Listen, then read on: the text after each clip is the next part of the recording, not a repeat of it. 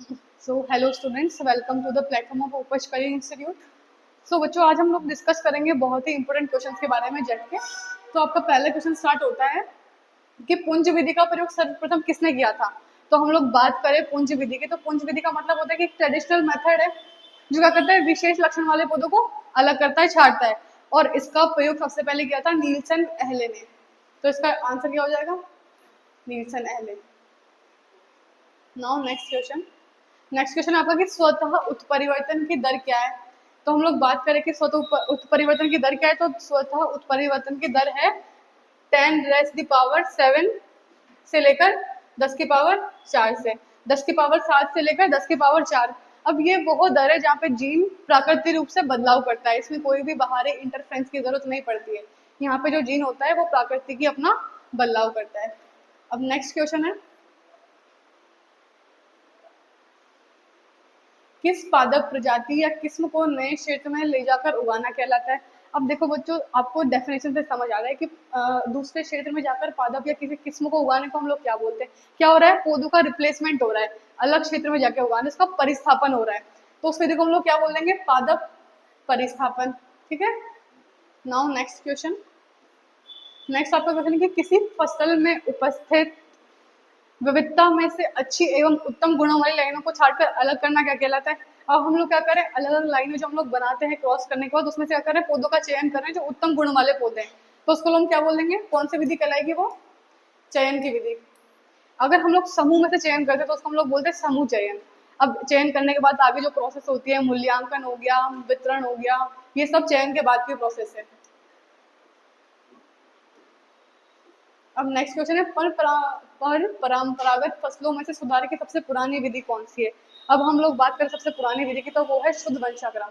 इसमें क्या होता है, एक पौधे से हम लोग बहुत सारी जो शुद्ध नस्लें होती है वो उसको बनाते हैं। अब क्या होता है, हम लोग तब तक उसका क्रॉस करवाते तब तक हम लोग एक प्योर ब्रीड नहीं मिल जाता। एक पौधे का क्रॉस हम लोग शुद्ध वंशाक्रम में तब तक कराएंगे जब तक हमको एक प्योर लाइन नहीं मिल जाएगी, एक शुद्ध नस्ल नहीं मिल जाएगी। तो सबसे पुरानी विधि कौन सी होगी? शुद्ध नस्ल।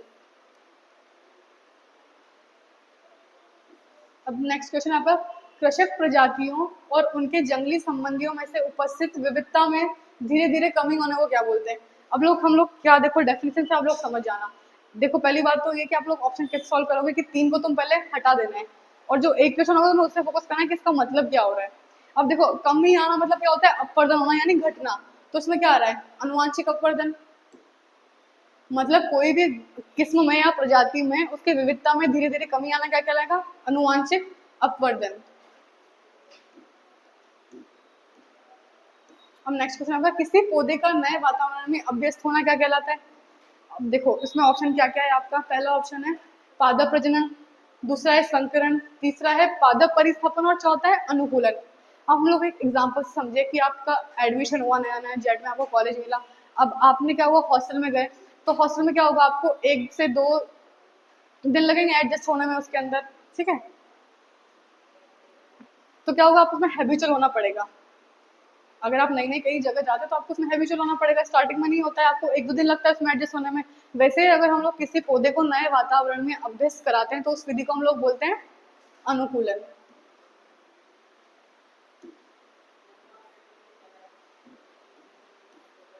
अब दूसरा है कि एनपीपीजीआर का फुल फॉर्म क्या होता है। एनपीपीजीआर का फुल फॉर्म होता है national bureau project of plant genetic research. Next है अंतर प्रभेदी संकरण क्या होता है। अब पहला ऑप्शन है एक ही जाति के विभिन्न किस्मों के मध्य संकरण करवाना, दूसरा ऑप्शन है 2 जीन के बीच में संकरण करवाना, और तीसरा है 2 अलग अलग प्रजातियों के मध्य संकरण करवाना, या डी है उपयुक्त सभी। तो अंतर प्रभेदी मतलब क्या होता है? अलग अलग स्पीशीज, अलग अलग प्रजाति के बीच में संकरण करवाना। डेफिनेशन से समझ आ रहा है, एक वर्ड से समझ आ रहा है कि अंतर प्रभेदी मतलब अलग अलग प्रजातियां। तो इसका आंसर क्या हो जाएगा? 2 अलग अलग प्रजातियों के मध्य क्रॉस करवाना क्या कहलाएगा? अंतर प्रभेदी संकरण। अब नेक्स्ट क्वेश्चन है आपका कि एकल नस्ल की भेड़ का विकास किसने किया था सबसे पहले। तो सबसे पहले जिसने एकल नस्ल की भेड़ का विकास किया था वो थे सेटराइट। अगर वांछित किस्म या जन्म द्रव्य को प्राप्त करने की क्रिया क्या कहलाती है। तो पहला ऑप्शन है आपका टैगिंग, जो हो नहीं सकता। टैगिंग का मतलब क्या होता है, जब आप किसी भी प्लांट का क्रॉस करवा रहे हो और उसको कहीं पे आप कृषि विश्वविज्ञान में विश्वविद्यालय में उगा रहे हो उसको, तो क्या करते हैं उसको पहले टैग करते हो, उसका टैग लगा दो कि कब हमने इसको उगाया था, कब इसका हमने क्रॉस करवाया। और दूसरा है आपका बैगिंग। तो बैगिंग का मतलब क्या होता है, थैली लगाना। जो आपकी फल आया है किसी पौधे में, आपका जो फल है पुष्प है, उसमें थैली से क्या करते हैं उसको पैक करें ताकि जो रोग प्रतिरोधक क्षमता या जो रोग है उसमें लग ना पाए। अब तीसरा क्या हो जाएगा आपका, इसका आंसर होगा अर्जन। वांछित किस्म या जन्म द्रव्य को प्राप्त करने की विधि को हम लोग बोलते हैं अर्जन। अब नेक्स्ट है दीमक किस गण का सदस्य है। तो दीमक क्या है, दीमक एक सामाजिक कीट है जो क्या करता है लकड़ियों को सबसे ज्यादा नुकसान पहुंचाता है, और इसका जो गण है वो है आइसोप्टेरा। इसका जो गण है वो है आइसोप्टेरा। और दीमक एक सामाजिक कीट है जो लकड़ियों को नुकसान पहुंचाता है। नेक्स्ट है किस कीट को गुलाबी सुंडी के नाम से जाना जाता है। तो पहला ऑप्शन है आपका सफेद लट, दूसरा ऑप्शन है आपका गेहूं का तना छेदक, और तीसरा ऑप्शन है चना का फली छेदक, और चौथा है टिड्डा। तो हम लोग जिसको गुलाबी सुंडी बोलते हैं उस वो है आपका चने का फली छेदक। अब बात आती है कि इसको गुलाबी सुंडी क्यों बोलते हैं, क्योंकि जो चने के फली छेदक का लार्वा का रंग होता है वो गुलाबी रंग का होता है, इसलिए हम इसको गुलाबी सुंडी बोलते हैं। अब तीसरा क्वेश्चन है आपका कि मेथी एवं सरसों के मोयले रोग में पहाड़ी क्षेत्रों के कीट में कितनी अवस्थाएं मिलती है। तो पहला ऑप्शन है अंडा, दूसरा है शिशु, तीसरा है प्रौढ़, और चौथा है उपयुक्त सभी।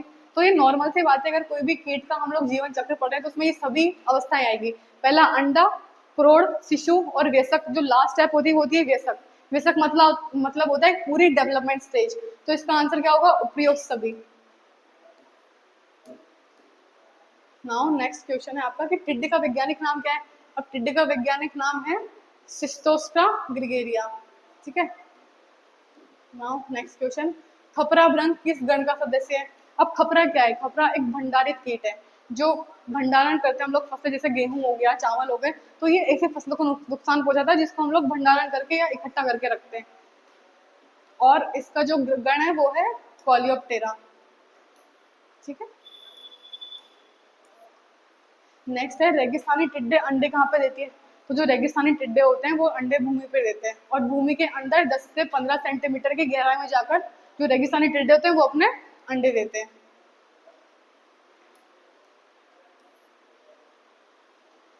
नाउ नेक्स्ट क्वेश्चन, कतरा कीट की मादा सलब अपने जीवन काल में कितने अंडे देती है। तो ये जो मादा सलब है, जो कातरा है, वो सबसे ज्यादा प्रजनन करने वाले कीट है। तो ये कितने अंडे देगी, 1500 अंडे देती है अपने जीवन काल में। और ये कीट जो है वो सब आपके जेट में पहले क्वेश्चन भी आया हुआ है कि बताओ ऐसा कौन सा कीट है जो सबसे ज्यादा प्रजनन की क्रिया की क्षमता रखता है, तो वो होगा कातरा कीट। नाउ नेक्स्ट क्वेश्चन, फड़का किस श्रेणी का कीट है। तो फड़का जो है वो बहुभक्षी श्रेणी का कीट है जो बहुत सारी फसलों को नुकसान पहुंचाते हैं। नेक्स्ट क्वेश्चन है सफेद लट का वैज्ञानिक नाम क्या है। अब हम लोग बात करें सफेद लट की, तो उसका नाम है होलोट्रिकिया।